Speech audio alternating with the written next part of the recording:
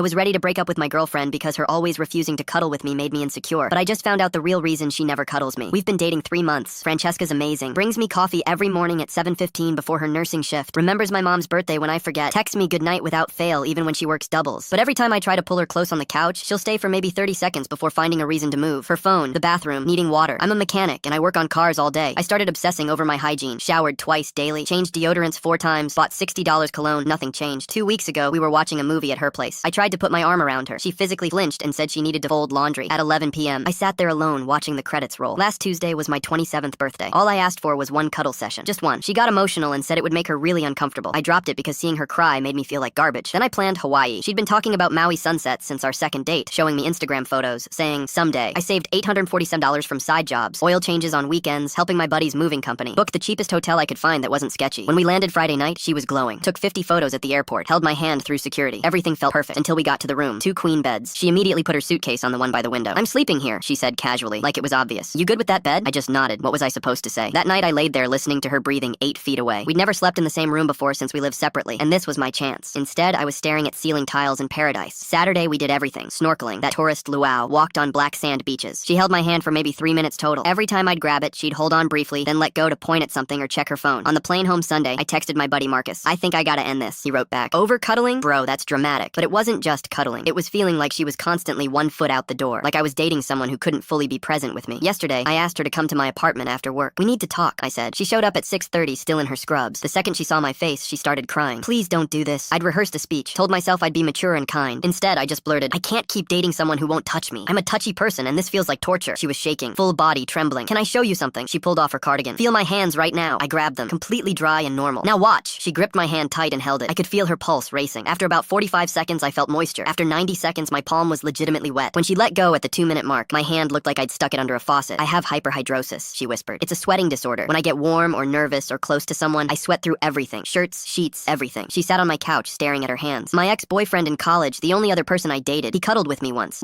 After 20 minutes, the entire front of his shirt was soaked. He pulled away and said, that's disgusting, and I never heard from him again. Blocked me on everything. My stomach dropped. Francesca, in Hawaii, I wanted to sleep next to you so badly, she continued. But I knew I'd sweat through the sheets and you'd be grossed out and our whole trip would be ruined. I was protecting myself. I didn't think. I just pulled her onto the couch next to me. Sweat on me right now. She laughed nervously. You're going to regret this. Try me. We laid there. After 5 minutes, I felt dampness on my shoulder. After 10, my entire shirt sleeve was wet. After 20 minutes, there was a visible wet outline of her body on my couch cushion. My shirt was drenched like I'd been caught in rain. She kept whispering, I'm sorry, I'm sorry. I kissed her forehead and said, now I never have to shower. She burst out laughing. That full, genuine laugh I'd been missing. That's the dumbest thing you've ever said. Second dumbest, I said. Almost breaking up with you was first. We stayed like that for another hour. My couch is probably permanently stained. I don't care.